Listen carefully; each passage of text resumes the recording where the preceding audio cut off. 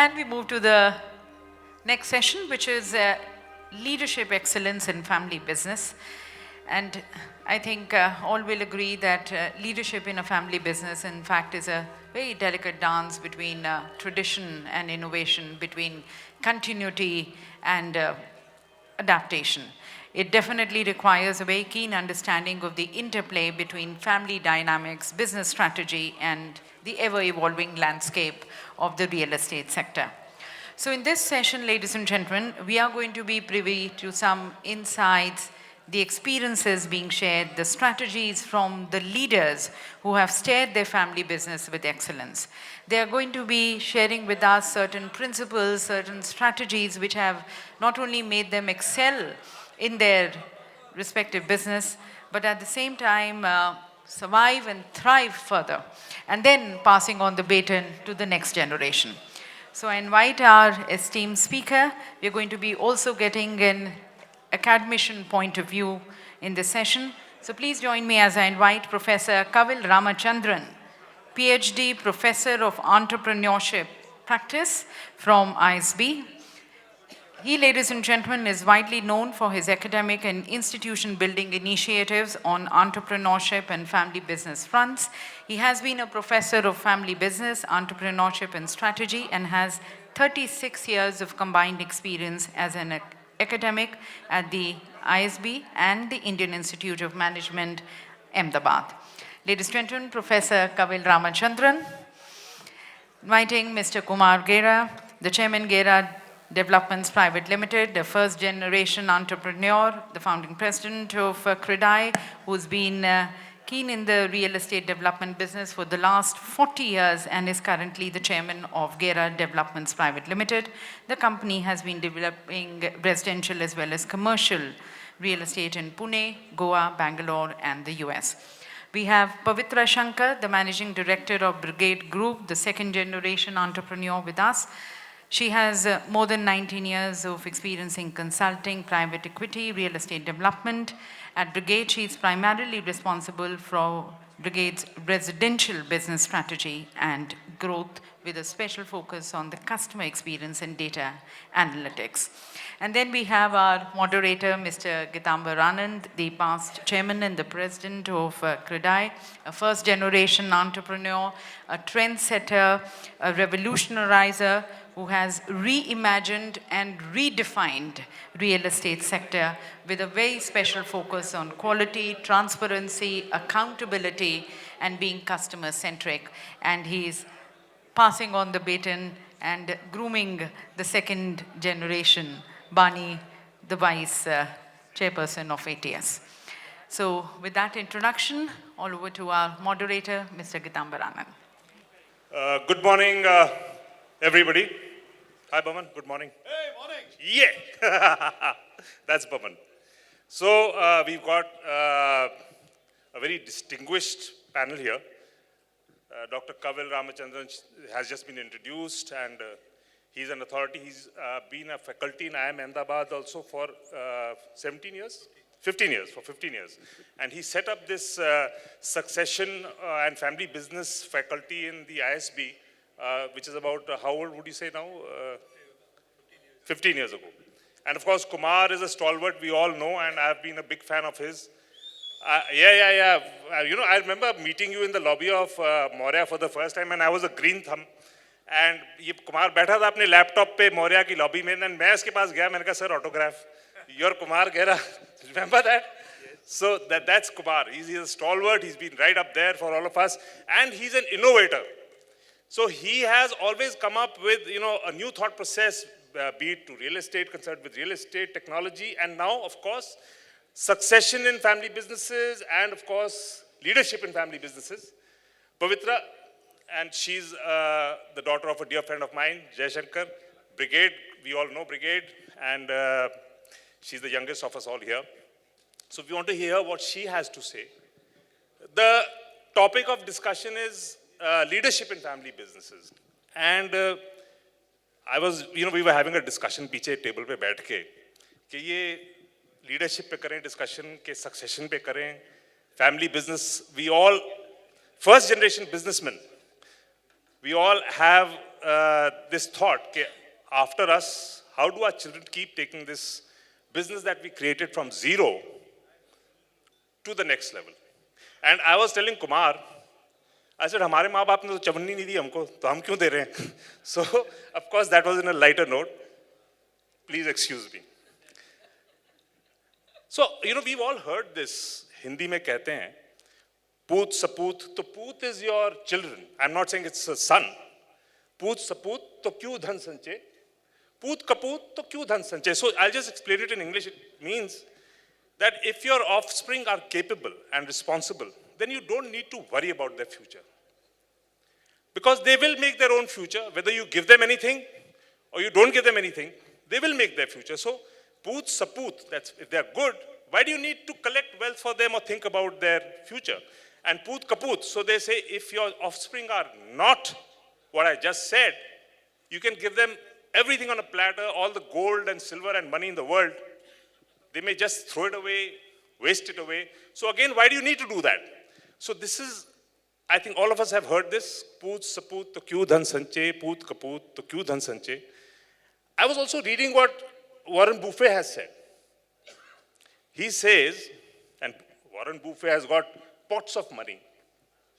He says, leave your children enough money so that they can do anything. But don't leave them enough money that they don't do anything. It's profound. It's so profound. And then I was reading in the same article, there are, big celebrities, 5 of the richest people in the world. There's Bill and Melinda Gates. There's Elton John. Of course, Mark Zuckerberg. All of them are of the thought that we should not leave most of our wealth to our children. It should be given in charity. And let them have a small bit. And they will do wonders from that because they are capable. We all know our kids are capable. So I won't say much. We'll ask Dr. Kavil. I think we are doing a presentation format. All 3 have presentations. For a minute, while we were discussing पीछे, we got into a heated discussion. अरे ऐसे होगा तो कैसे करेंगे? अगर ऐसे बच्चे हों तो 3 हों, 2 हों तो क्या करेंगे? And Dr. Kavil very rightly said, one size does not fit all. So I said, why don't you enlighten us, Kavil, about your thoughts on this whole issue? And then we'll have presentations and we'll have a Q&A session because I'm sure all of us want to ask all 3 of you what is bothering most of us. Okay? Thank you. So let's go ahead with you. So very, very good morning. Very good morning. I'm really, really delighted to be here. This is the first time I'm coming to Kashi. And when I landed here, I used the word Benares and the driver corrected me and said that this is Kashi. So I said that, okay, Kashi. So I'll try to use the term Kashi all across. It's a real delight, especially with people like you. CREDAI, I have a lot of respect. I have interacted with many of the CREDAI members, some of the leaders, and Jagdish is a great friend. Kumar is a great friend, and Shankar, Pavitra. There are so many friends across, and it's a great time for me to share some of my thoughts. So I won't have time to get into details, just sort of skimming the surface. The family business, if you look at it across, that was part of our heated succession issue, and also, if you look around, we find that most of the family businesses do not survive as a unified entity beyond the 2nd or 3rd generation. All the founders try to build it lasting, build it with dreams to last it forever. And that's what many family business founders have approached me, have discussed with me, how do we make sure that it lasts across multiple generations? And when we talk about the family businesses that have lasted for 10 generations, 15 generations, and the basic question is that how do you do that? It's not easy. And why it happens, why they are able to survive, succeed, sustain themselves across generations is primarily because they prepare for that kind of a journey early on. And they do everything for that. It's not easy. It's again like, our own physical fitness. You have to get out, do exercise, control food, and there are many things to be done. Exactly the same thing. Succession is not easy. Family governance is not easy. Everything is required for that. And the basic reason is that when you talk about family and business, yesterday the evening speaker, Mr. Das, he mentioned about the oxymoron part of it. So family and business are in some ways oxymorons. Because family is different from business. Family is about unity, togetherness. You have the inheritance guaranteed. Once you are a family member, once you are born into a family, you are there. Whether you are alive or not, you are a family member. And the success of a family depends on the togetherness, the compassion, the giving together. And if you go back to the principle of joint family, the basic thing is that everything belongs to everybody. It doesn't belong to any individual. And this is what one of the political philosophers had long ago said, everything according to one's own might and everything according to one's own requirements. The great Karl Marx had said this. That's a fundamental principle of family. Whereas business is not like that. Business is completely different. Business depends on competitiveness. And only if you are meritorious, only if you have a product market, if you have a product or service offered to the market, and that is done, that is operated, that is managed very, very efficiently and effectively, you are successful. So these are two different systems. And family business means that there is a coexistence of this system. So there are unique challenges. There are strengths as well as weaknesses. Family businesses that are sustaining themselves across generations realize this, appreciate, recognize that. They don't shut their eyes and say that everything is okay. I've seen many family leaders saying that हमारे घर पे कुछ नहीं, problem नहीं है, दूसरा घर पे होगा. So my family is unified. When you come to the next generation and talk to them, then only you realize that there are things kept under the carpet. Please never do that. Families that address this proactively, they have been successful. And that's what is required. As is shown on this slide, so I won't get into this. Business means that meritocracy, that's the fundamental thing. It's a formal relationship. Structure, systems, processes are there in business. It's not entitlement. It is one has to earn the position in the business. Just because somebody is born in the family doesn't make that person capable of managing that, maybe capable of owning that. That's different. That's a fundamental thing. Any issue in family business boils down to this. So let's understand that these are two different systems and there is a coexistence of these two.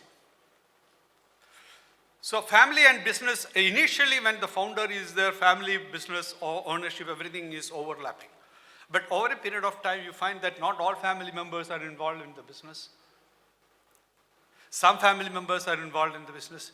But does the decision on business taken only by the people who are involved in the business? You look around, you look into your own family. Very often business decisions are taken by family members who don't understand what's happening in the business. They will say that it should happen like that. A lot of influence will happen, a lot of dictation comes. And many people don't understand that. And so this itself is a complicated context. The family and business. Then there you have another set of stakeholders coming, owners. So if it is all overlapping, that's one situation, but as the business is expanding, you will have family, business, and owners. So if you look at it, there are 7 different stakeholders. There are family members who are not involved in the business. Increasingly, that's happening. Many of the children are not living there. They are away. They are not interested in the business, but they hold shares. And so they have a kind of involvement, influence in the business. Their destiny is determined very often by the business. So if you look at it, there are 7 different stakeholders. And what's required for a successful family business is to manage this across the life cycle. And that doesn't happen automatically.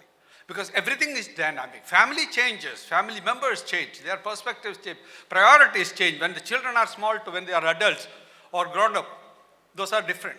Similarly, the ownership structure changes, especially across generation things change. So it don't take anything for granted in a family business. And the important thing, as I assume that many of you are sitting at the middle, family members, business, involvement in the business and ownership, remember which hat you are wearing. And that's not easy. When you start the conversation, you may be wearing the hat of a business head. After some time, you may subconsciously wear the family hat or subconsciously wear the ownership hat. So what hat are you wearing? One. Second is that you are responsible to all the other stakeholders, whether they are involved in the business or not. Therefore, it's a huge responsibility. It's important to understand this dynamics very, very clearly. And there is this, I mentioned about the life cycle, the transformation crisis is there, transformation process is there. I'm keeping a tab on the time. One major thing that happens is that when it is mid-size, I don't want to put numbers to the mid-size, first generation to second generation transition, variety of organizational changes are happening. So what I have noticed is that there is a mid-size crisis happening in most families. And it happens very often when the business has reached some sort of a mid-size, if it is manufacturing, maybe about 1,000 crores or somewhere there like that. Service sector, I don't have an idea. But when it is the second generation is actively involved in the business, that's what typically this crisis. Which way you want to grow, how much you want to grow. Scaling up is a big issue. If you are one city oriented to multi-city oriented, the operations are different.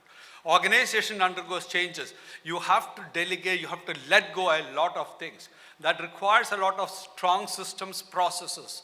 You need a clear organization structure. Delegation matrix doesn't happen automatically. And then everything boils down to governance. Governance in the family, governance in the business. I'll come to the governance part in a couple of minutes. So it's very important. And this is where most family businesses break up. And breaking up is not easy, it's not good, it's not, it's not a happy kind of situation in most cases. I've never seen an amicable settlement. People talk about amicable settlement. I've seen many people say that we had an amicable settlement. You talk to them privately, you hear the sorrow part of it, the sad part of it, immediately or later. It doesn't happen. Or at least I'm not aware of it. To me, this kind of mid-sized crisis is more like a traffic jam. What we find in Benares or any of our cities, we find the traffic jam. It is because multiple stakeholders multiple people are coming together. And there is a traffic jam. And this traffic jam, if it is allowed, traffic jam happens because there are no policies, there are no rules, there are no principles, traffic lights are not there, traffic cops are not there, or things are not handled properly. And if it continues, there will be more pressure, more issues, and there will be a chaos.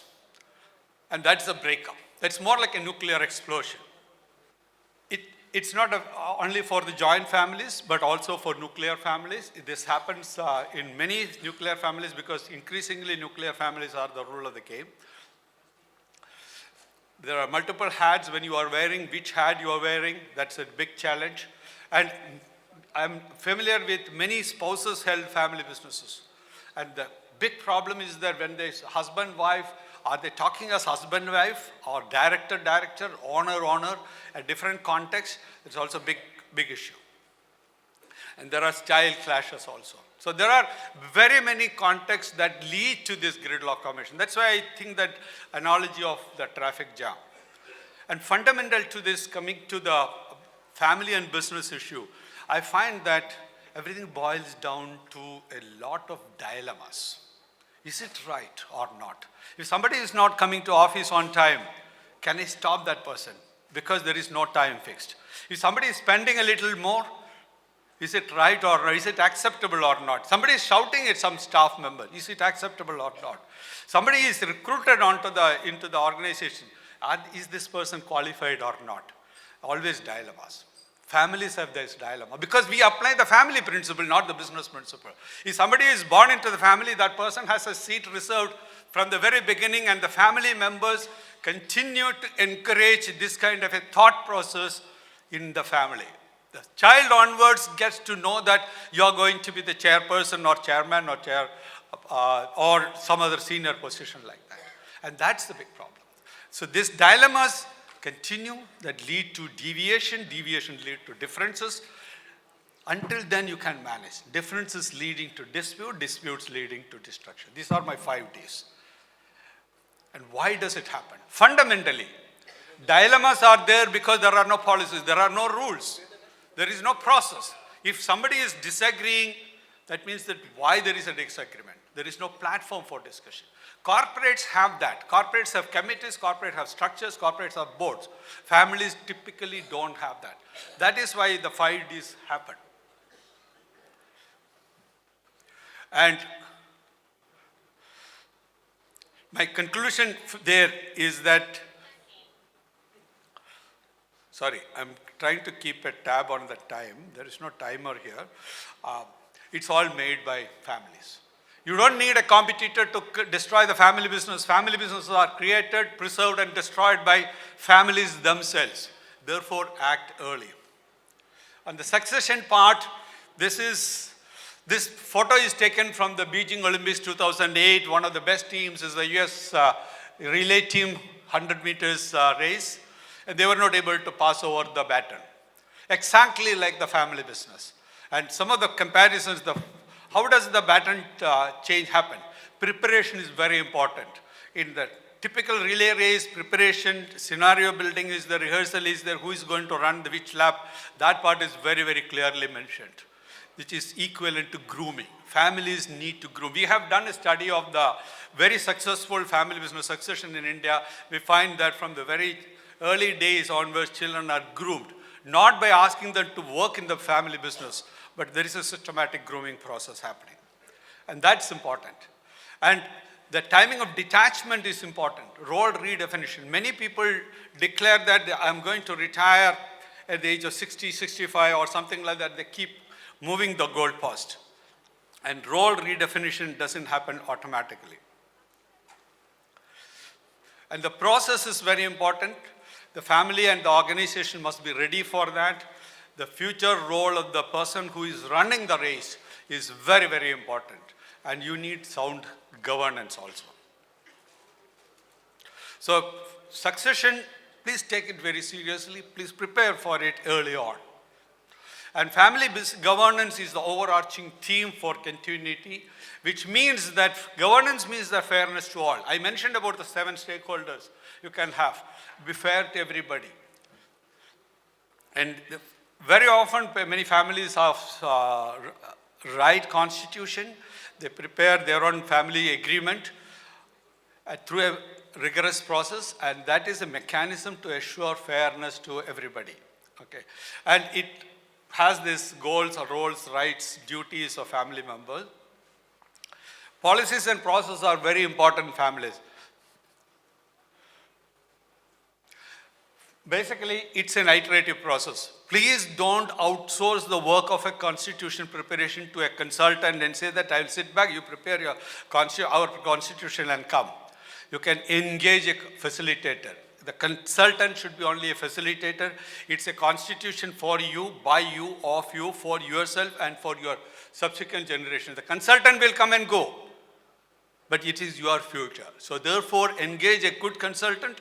And if some consultant says that I can prepare your constitution in 3 months' time, don't talk to them. Constitution preparation takes time. Sometimes 6 months, sometimes 2 years. But have patience. And that's very, very important. These are some of the areas typically where conflict arises.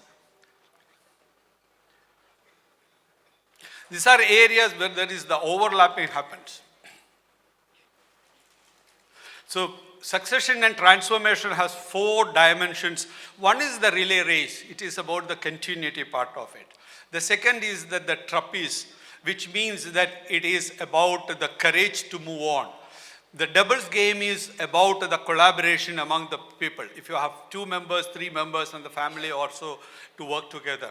And cheerleaders are people who are the community members. I've seen that succession and organizational transformation happen successfully only if these 4 constituents work together, and then it becomes a diamond. It will be a very, very bright, attractive diamond. Otherwise, it won't work like that. It boils down to the fundamental question, are you an owner or a custodian? Are you a custodian of the wealth of the family, whether you have created or not, whether you have inherited or not? Second is that, is it a birthright or is it a responsibility? I believe that it is a responsibility of all of you to make sure that the family business is sustained, grown, handed over to the next generation to continue the journey.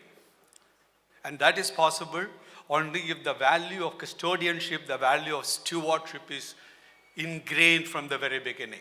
The children should be groomed with this kind of values. I think that's very, very important. And clarity in terms of the governance.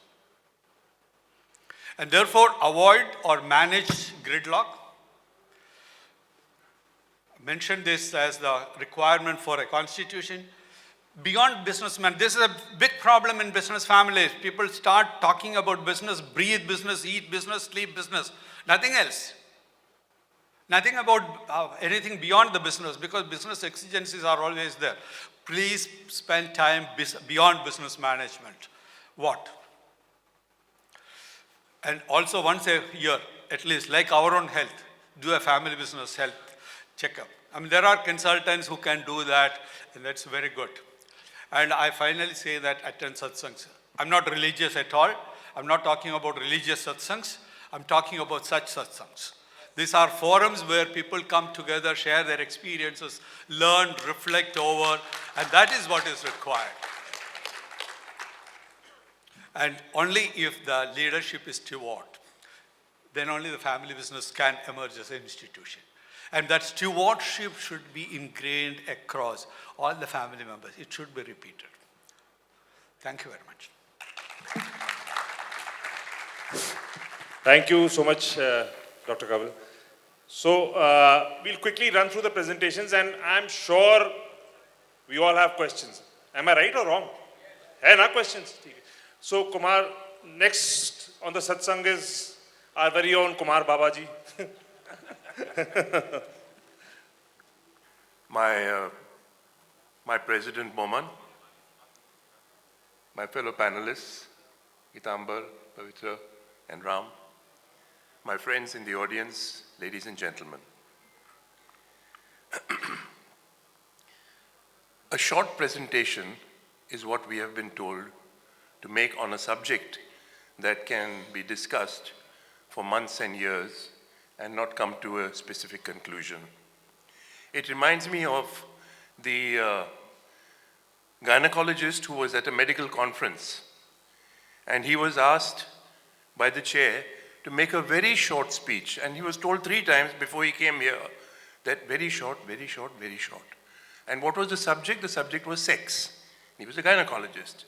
So he got up and he said, "Mr. Chairman, ladies and gentlemen, it gives me great pleasure," and he sat down.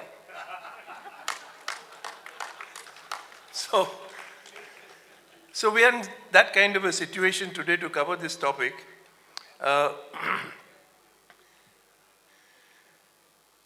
I want to just share this. Point it here. Okay.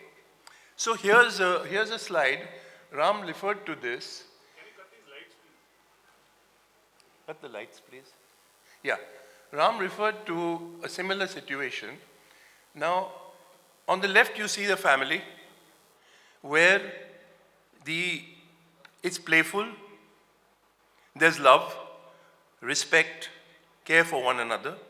And on the other side, the same family in a different role, because you have performance, accountability, and governance.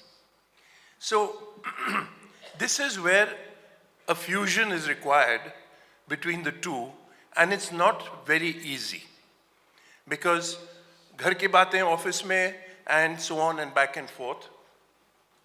What is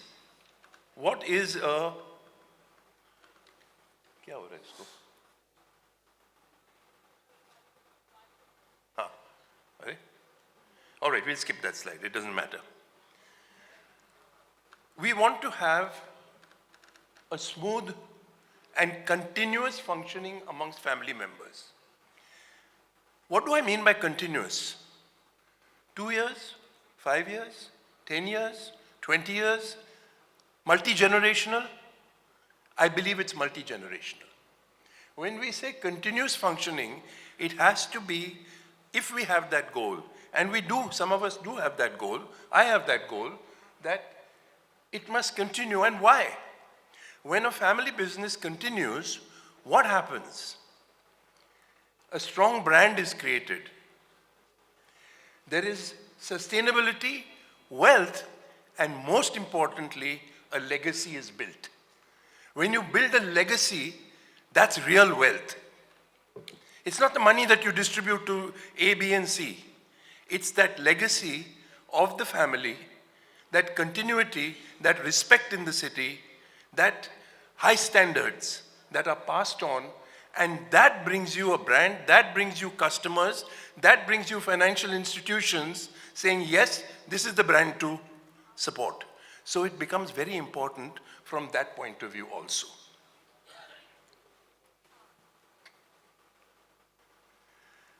The next is, amongst the family members, trust.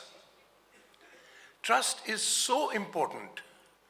The fact that there is mutual respect between all of us who are part of that family business, having one another's back, not second guessing, deciding how we'll run the business and then running it actually that way without second guessing and creating problems for one another. The next is generosity. Not money. Salary bada do, dividends dada do. That's not generosity I'm talking about. Generosity of time and generosity of understanding. Understanding your fellow family members, what are their aspirations? They may not be the same as yours. I could have a family member who's very much a shareholder, whose aspiration is movies and direction and producing films and living in France.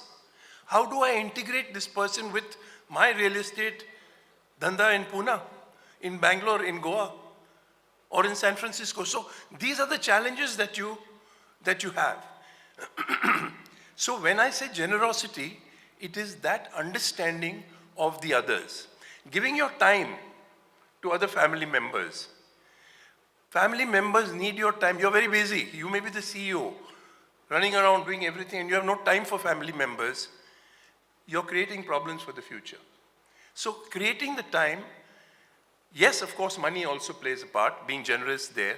And then fairness. Fairness by way of compensations and rewards. By way of dividends, you may have rewards in terms of blood equity and sweat equity. Blood equity is basically your fact that you were born in this family. You have a certain blood equity. Whether you work for it or you don't, you will get something. That's your blood. But those who work, how do they get fairly compensated? Do they get a tweaking sweat equity depending upon valuations that change from year to year? These are models that each one has to make for themselves. How should we do it? Who is contributing? How does he get rewarded? Is it just a salary? Is it more than that?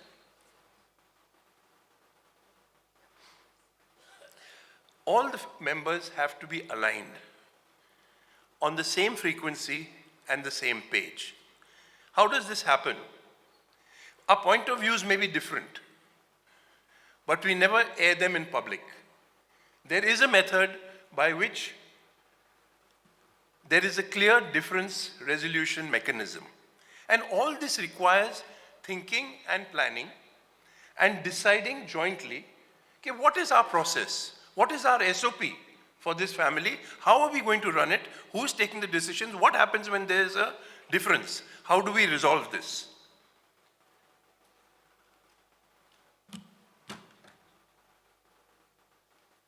Now, when doing this, there will be challenges along the way.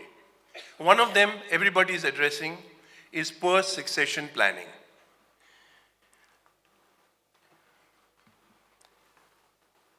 But we again think of it only the present transition. Today, Sushil Mohta was talking yesterday, he mentioned to me, I wasn't present, about handing over to Saket and how well that worked. So he told me this, I didn't get a chance to talk to him, but what after Saket? What's the planning there? How are you laying the foundations for that continuity for multi-generational? Do you want it to be your legacy to continue, and for how long? So these things we need to think about. Then the typical thing about, I'm exiting, Rohit is taking over, but when people ask me, has he taken over? I say, yeah, sort of. Are you retired? No, I'm semi-retired. Semi-retired is a terrible word, you know. Either you're retired or you're not. I'm not retired today, okay?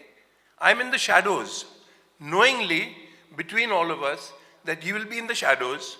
He's not in operations, he's not taking decisions, but he's available to us either for mentor, opinion, or whatever it be. And he's focusing on some other aspects that I'll come to in a bit. We talk about professionalization and empowerment. We want to professionalize, but we don't want to empower. It can't work. Professionalization has to go with empowerment, and you have to be prepared for losses. You have to be prepared for mistakes in order to get the other people comfortable to learn, to make their mistakes. And you may think that, no, I would not have done it this way, but you have empowered somebody, let him do it. And then there are always, all of us know, we have been sons and we have been fathers. We all know the complexities between father-son. You think you're better, he thinks he's better. He's got new ideas, we are old-fashioned. I have the experience, he's got the energy. How can you synchronize this? How can the synergy be there between the two? And not, it shouldn't be an either or.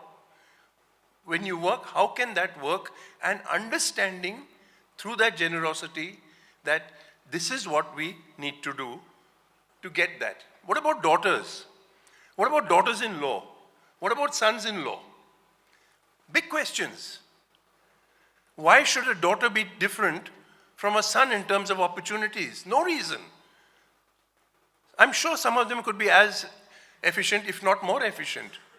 And what is the policy towards in-laws? Very challenging questions to be addressed, to be thought about. I'm not saying this is the right answer, mind you, because these are things that one should address. If you have a talented daughter-in-law who's in the house and she's going to only kitty parties because you say, no, you're not in the business, you're not supposed to be there, is that good? Is it not a strength that you're losing? But then what are the complications of that? So those things have to be addressed, talked about. The main thing that comes out here is that we have to address these issues. These issues get postponed. They get postponed because we are busy running around meeting deadlines, getting sanctions, delivery, possession, and all those things. And this is a soft requirement which always gets postponed. कल करेंगे, परसों करेंगे, कब करेंगे, और नहीं होता है, till the problem explodes. So that has to be taken care of. If we don't focus on items like risk mitigation, there are setbacks. And when setbacks take place, the strength to keep the family together, because setbacks do take place, we've all faced it, for everybody not to be on a finger-pointing mission, for being understanding, for being generous towards one another, and coming through it together is so important. To keep a family going, you need a family council. Can't get into the subject right now. As I said, it's a very vast subject, but I'm just mentioning putting in place a family constitution and a shareholders agreement between family members. What is the overall understanding? Clarity, so important. Having a clear family vision. What is our vision in the family? Where do we want to go? Where do we want to take this family? What are the things we will all have to do as an orchestra, playing our part to get the best music out? At the same time, having fixed assets. You know, most of us, we build fixed assets. But the family members don't get the money in the pocket.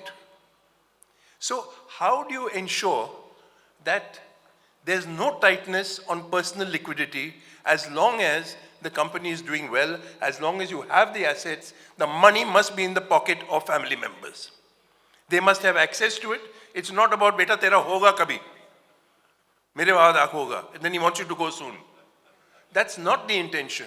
They should be comfortable. They should be accessing the funds so that, yes, with discipline, in a responsible manner. All that, I'm not saying whatever those huge amounts that some of my friends here have collected and earned should be distributed. No, but adequate. And then ego management. That's in asterisks if you've noticed. So there's got to be a way of resolving that.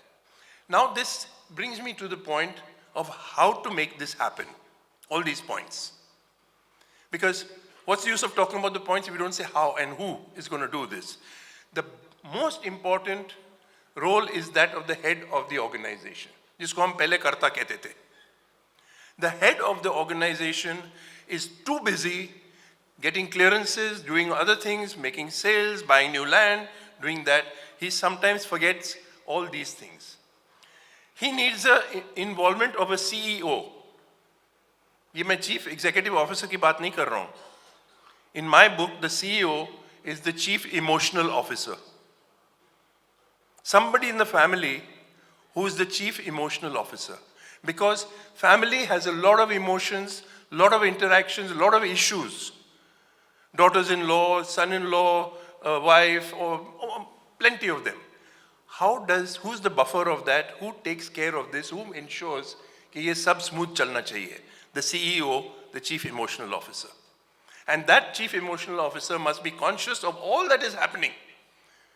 Not just be at home, but be conscious कि क्या क्या हो रहा है, क्या नहीं हो रहा है. Then it will be useful.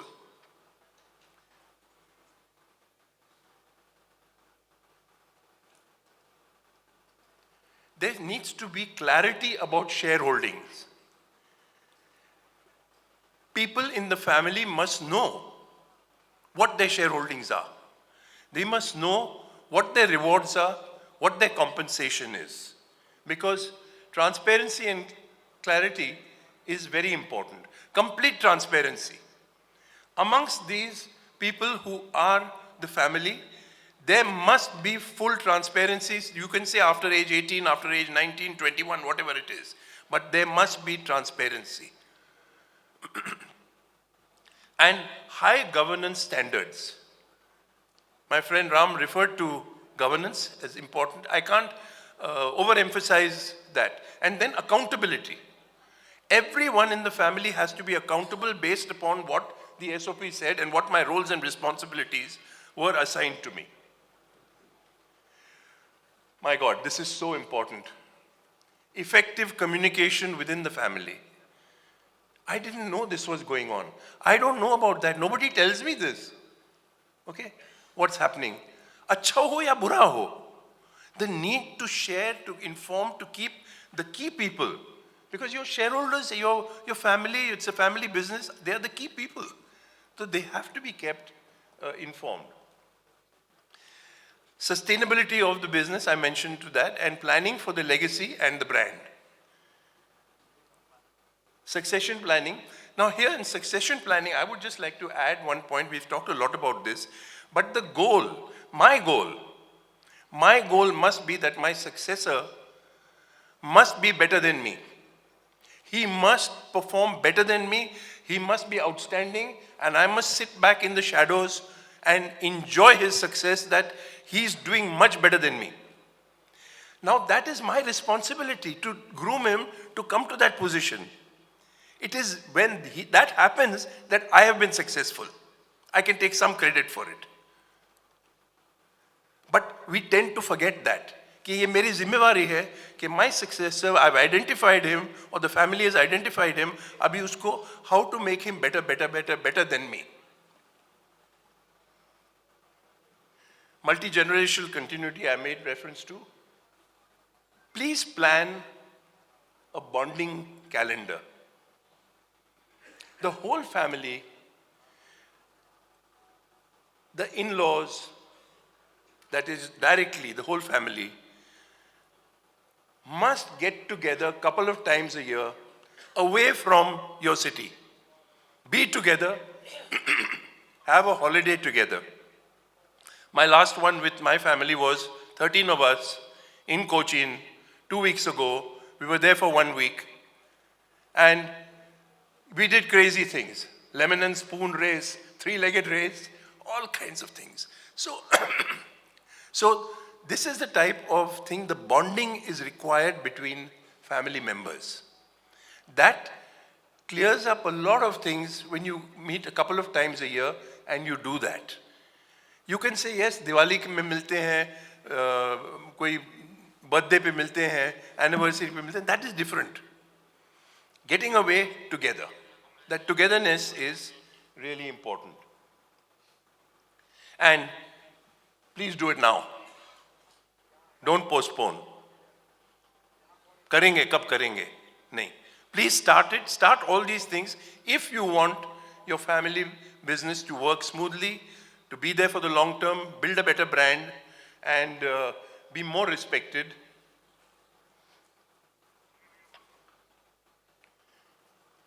Doing things right gives us joy. Togetherness gives us joy.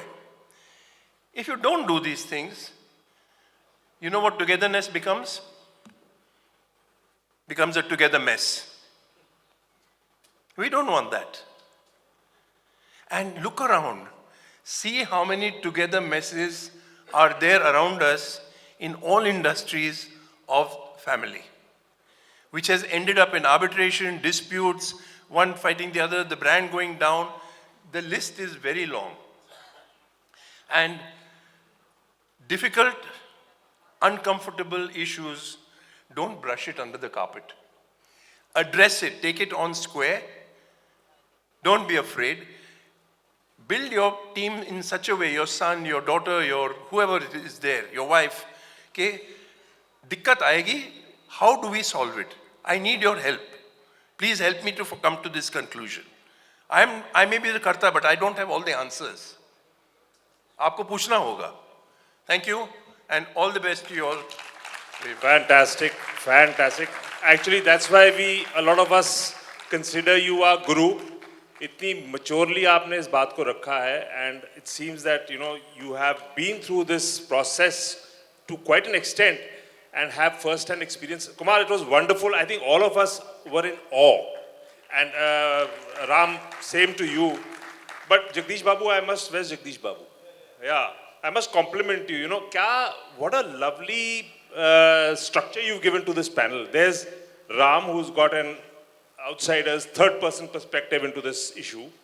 There's Kumar, who's the patriarch, who's the karta, who has seen this, who's been through most of it, and he's got a very real, hands-on experience of this issue. And we have Pavitra, who is the affected second generation, who actually will tell us what she feels. And I must tell you, Pavitra, you worked how many years before you joined your family business? About 10 or 11 years ago. 10 or 11 years, and then she came back to Shankar. She joined your business after 10 or 11 years. So that's a lot of credit to her, that she did explore the outside world, and now she has, because your father needed you, right? So, yeah, and also I forgot to tell you all one thing. Kumar has lectured in Harvard also, on the same issue. Wow, wow. Pavitra, we all want to hear you. Please let us know what you feel. Good afternoon, everybody. Thank you so much for this opportunity to be here, be part of a really wonderful discussion with very distinguished panel members and moderator.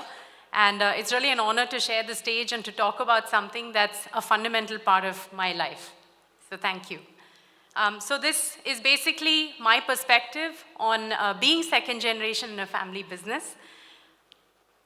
So just very quickly, I'm just going to go through a bit about my journey, set some context, and maybe for many people who have family members or are themselves thinking about preparing to join the business, what it is like to, my perspective on sort of positioning yourselves for success, and what I feel is important as the next generation preserving the business for future generations, and maybe something about maintaining your individuality, because in the end you can get consumed by this larger entity that is bigger than you, rightfully so, but how do you maintain your individuality? So I won't spend too much time on this, but one thing that I wanted to just mention here is that we, as part of Brigade, we've been very fortunate to have a fantastic reputation. A lot of that is, I think I've won the lottery in life by being born to two wonderful people.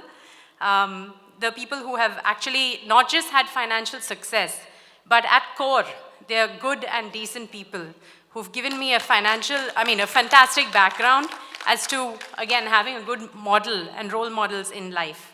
So I wouldn't be who I am today if not for my dad, but also my mom, for the influences and examples that they've set along the way. So Brigade, we've been around since 1986, started by my dad. A lot of stats over here. But a couple of things I wanted to also mention is while we are a family business, it's my sister and I who are part of the business. But we're also very fortunate to have my cousin Amar, who's in the business, and a very close family friend, Pradyumna. And the four of us are chairman's office, along with my uncle Roshan, who heads engineering. And I can't say what it means to actually have that kind of support system in the family business itself. While we are a professionally run organization, also we like to think that, but we are in the end a family business. And without that kind of trust and transparency among the five of us, with chairman of course, it would have been very difficult to join this business and to succeed as we have done so far. But I'm also very mindful that there is a long way to go on that front. We're also very fortunate to have an excellent board of directors.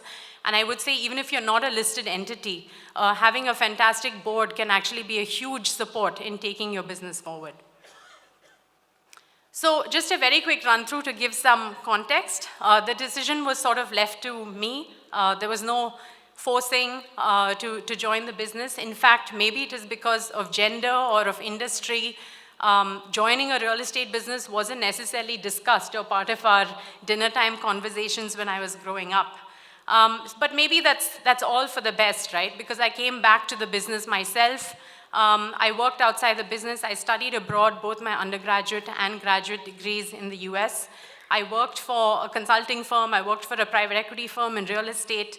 And then when I sort of made up my mind to come back to India, I spent a little bit of time with Brigade, doing an internship with Brigade. And I think that's actually where I changed my mind. And a lot of that was because of the perspective of having a job outside of the company. I knew what it was like to work for someone. I knew what it is like to be an employee, not a special employee. I knew what it is like to be worried about your appraisals and what kind of raise you're going to get, all of those things. And I knew what it is like to really want to work for somebody because of how great they are as a person and as a leader. And when I spent that internship with my dad back in 2006, I think my thought was, what am I still looking for here? Like the answer is here, the answer is at home, the answer is with Brigade. And it was something that I had never really expected. But I was happy to actually come to that conclusion.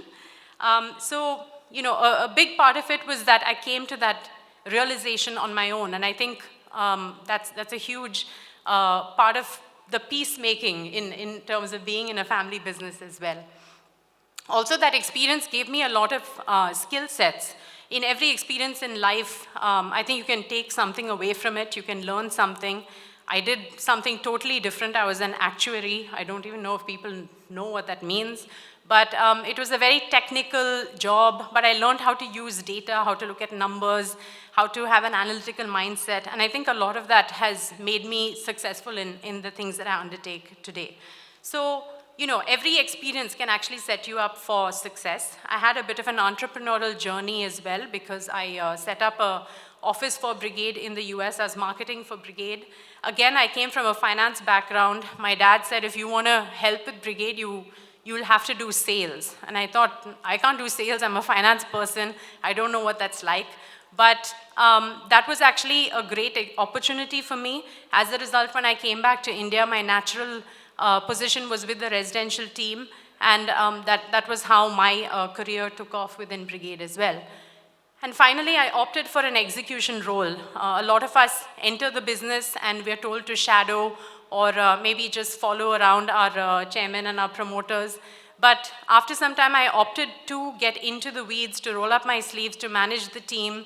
And I think that has also led to a lot of fundamental understanding in terms of how the business runs and works, and is extremely key in terms of, getting to where I am today. Learning by doing is highly important.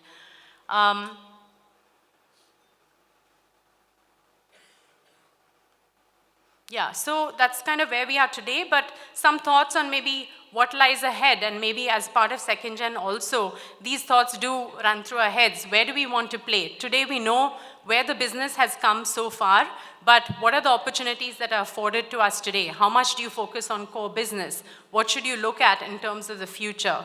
Our first generation founders as well, today they're looking at, fine, I've built an organization, but now they want to build an institution, build beyond, leave a legacy, as Mr. Gera said.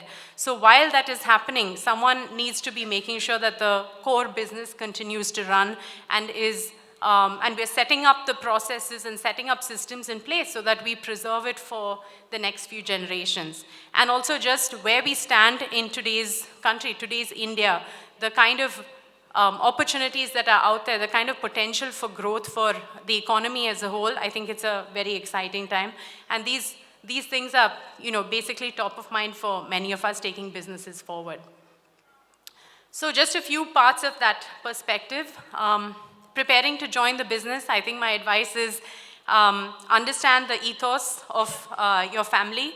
Value systems are key, and nothing can prepare you better for leading a family business than having a very strong foundation of what your values are. And we are very fortunate in that regard. I know we have an excellent reputation that precedes me before I walk into any room. And I really have to thank my parents and my dad for maintaining that reputation. Education is also a huge investment. One story I remember is I wanted to go abroad to study. And I'm not saying people should go abroad. I'm just saying if you want to take that time and effort in investing in your education, at that point, I wasn't sure, can we afford it at that point in time? So I asked my dad, are you sure you want to send me now and send me for this kind of education? Because until then, I was thinking I would stay in India.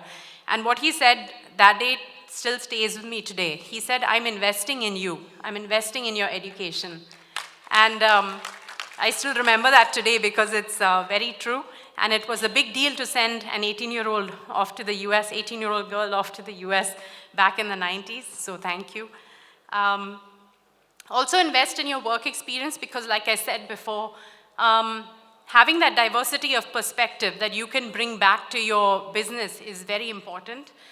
You get so many different ways, you get exposed to so many different ways of thinking because you're working in a different company with its own set of values, with its own set of ways of doing things. You meet so many different people. Maybe you're in a different industry. You can still learn and take that and come back to your own firm and try to apply it there. Different cultures and geographies. I think the number one, not the number one, but one of the major important ways in which you can contribute to your business is to have a different perspective, something that you've cultivated over time. And most of all, I would like to say that when you're joining a family business, I think both the other speakers mentioned this, you're in it for the long haul because leaving the family business is never going to happen in a nice way. There's going to be a lot of emotion, sadness. So prepare yourself for this because it's a huge responsibility and be ready for that long haul. It's a bit like Hotel California. You can check out any time you like, but you can never leave. So a bit about positioning for your success. I'm just going to talk about mindset and impact here. It's a really, it's a business that's more complex than any other because you have the added dynamic of family. So I think you also need to have that mindset for growth. You come in, you're sort of already anointed as leaders, but that doesn't mean that you are necessarily you're not necessarily possessing all those qualifications yet. You're still becoming that leader. So that mindset for growth, to keep learning and keep evolving is important and to not stay stagnant. It's also important to understand that every little thing you say and do has a lot of impact. People look to you for leadership. People look to you for echoing the same values of the founder. And all these things mean a lot to your employees and to your people because they see it as a continuity and as a sort of comfort that the same system that they had before will continue in the generations to come. So a bit about knowing your responsibilities, and I'm glad I'm using the word responsibility similar to the others have. It's really important to be mindful of all of these because sometimes it's a very challenging role and you may not feel like you have time, but if you're deliberate about it, I think you can set aside proper time for each of these things, and I'm still figuring out how to do that. Your responsibility is to protect the core business, and it is to grow the core business. But also you have to keep an eye on future opportunities. Because as businesses today, it's about resilience, it's about relevance, and what works today is probably going to change tomorrow. So how do you do that? You have to keep your eye on also what's next and what's coming around the corner. So keeping abreast of trends, understanding what those trends are going to mean for you is extremely important. Your main role is to ensure that what made the organization successful, and for us, a lot of it is the culture and the value system that we hold true. That does not get diluted. You're, again, a custodian of those things. Yesterday, we talked about philanthropy versus CSR. One of the speakers had talked about that. I think both are really important. And speaking to our founders and how they go from building organizations to building institutions, choosing where you want to focus your efforts in terms of philanthropy will also take you a long way. So for us, some of those things have been decided with the Music Museum, with skill development, with the Foundation for Schools. So it's difficult, but we do need to spend some time on those efforts as well, because that also contributes to the entire effort and legacy and brand. Also, a lot of time should be invested in governance and scale. We're in that process where not only are we looking at the transition from first generation to second generation, but also further and further professionalization from promoter to professionals.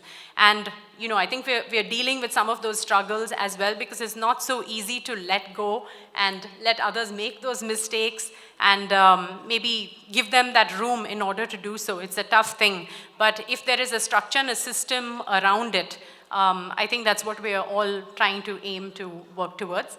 And finally, build that family office. All of our wealth is tied up in these businesses, but how do we diversify beyond that? How do we protect the family so that the business can continue to take risks without putting the entire family at risk? Just a little cartoon here about skill sets. I don't know if others can see it at the back, but it basically says, I got this job based on my tremendous knowledge and work skills. At least that's what my dad said when he hired me. So I think I always had this feeling that I can't join this business unless I'm rightfully seen as an entrant in the business, and maybe that was the reason why I felt I had to have work experience outside. But again, that's one perspective. I know a lot of people who've joined directly and are still contributing really well. So on the skill set side, I think something that really helps is on the technical side, you must know how to read financial statements. That's a basic. You don't have to be a numbers expert, but do learn how to read financial statements. One thing my dad has always told us is go to the details if you need to. If you need to read the original document, the legal document, if you need to read the tax rules, if you need to read about compliance, go do it. Don't be afraid of how technical or how intimidating it is. Just do that part of it. And definitely time management is something I think we all struggle with, and we need to get some help with that. On the soft skill side also, it can't be stressed enough. This is a function where you have to be really self-aware, I think is one of the most important things, where you understand where your shortcomings are and where your strengths are, and you play towards those. Especially if you have other siblings, other family members involved in the business, it's an absolute must. And yeah, I guess strength in character to have tough and fair conversations is something that it needs to be developed. It doesn't come easy to all of us. Yeah. So just some other quick things. Always remember that family comes first. I think I remind myself that a lot because naturally, while we don't, have any major issues or anything, there will be a couple of things that may come up where you're always kind of wondering, oh, is this the right way in which to do something, or how am I perceived when I do X, Y, Z? But actually, I think I'm very fortunate because I can say I have that confidence in my relationships, in my family, where I know that we will hold family first. And I think that if you have that kind of North Star to guide you, there's very little that can come in your way. You also just have to check your ego at the door. This is an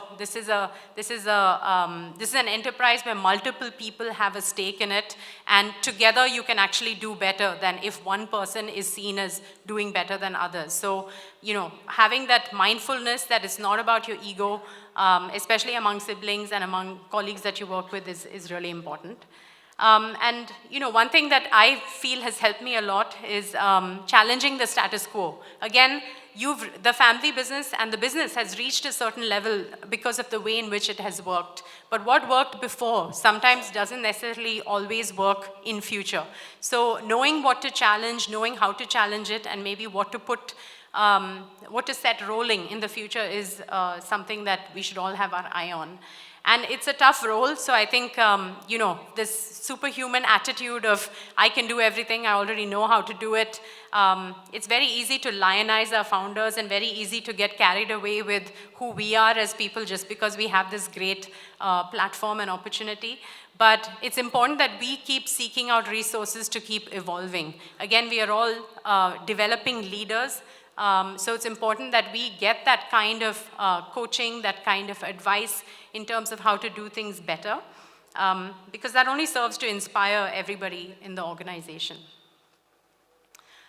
Just quickly, we did mention this, that the statistic is basically only 30% of businesses make it to the second generation, and something like 12% make it to the third, and single digits for fourth and beyond. So that's why it's very important to preserve the business for generations to come. Mr. Gera has already talked about it, so I won't get into it in more detail.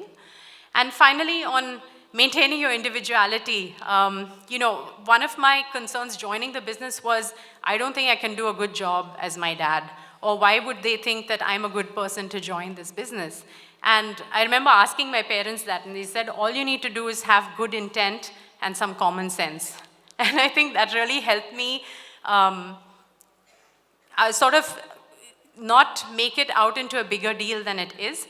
But once you join the business, you have to have your own style, your own way of doing things.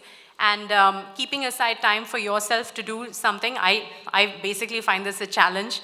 But I think it's important, especially as the pressures of business continue to build up, is to maintain that individuality and find something that really sparks you outside of work, because that's going to take you forward and develop you as a better person down the road.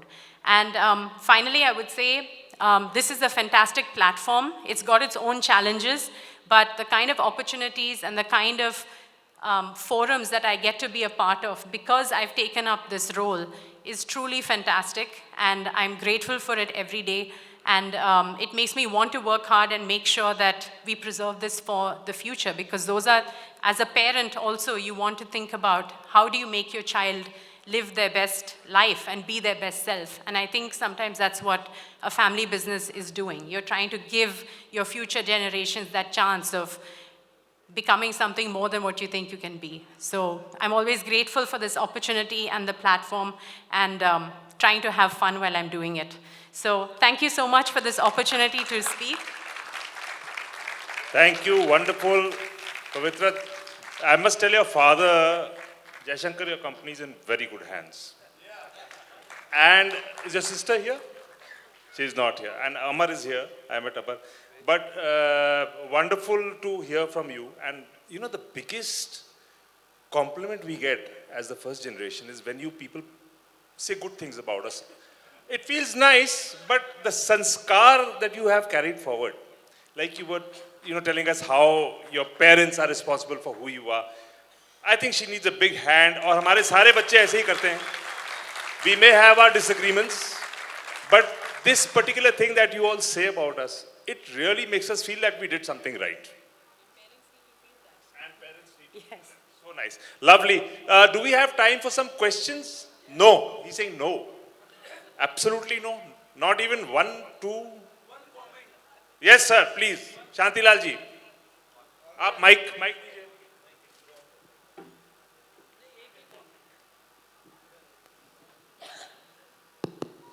Normally session को once more कहा नहीं जाता है, but this was a once more session. अरे that's compliments to all of you. Thank you so much, I Shantilal think ji. this session should be on the national TV. I was thinking that. मैं ये सोच national रहा था. TV पे होना चाहिए इतना बढ़िया session. 100% I was Thanks. thinking that कि ये national में होना चाहिए, NatCon में होना चाहिए. Special thanks to Shankar. A larger audience needs to, Baman, a larger audience needs to be a party privy to this. We'll make a nice podcast. Yes. Again, carrying out the comments over each of those presentations and key parts of that. Great, I think great suggestion. किसी को एक आध सवाल पूछना है तो पूछ सकते हैं? नहीं पूछना? अच्छा चलिए, अगर किसी को भी मिस्टर कुमार गेरा को चीफ इमोशनल ऑफिसर हायर करना हो या sir I am the agent, we have a fee, they will speak to me Kumar, nobody will speak to him directly, I will decide the fee. Sir, it was so nice. Thank you Ram, thank you Kumar, and thank you Pavitra, and thank you audience for hearing us out. Lovely session. Thank you so much. Thank you, and to thank the experienced minds and impressive speakers, I would like to invite the stalwarts of CREDAI. May I request Chairman CREDAI, President-elect CREDAI, to please join in expressing our thanks to the luminaries here on the stage, thanking them for sharing their experience, thanking them for अपनी मन की बात, दिल की बात भी हमारे साथ कहने का, and taking us through the dilemmas and the complications, but then the simplifications also.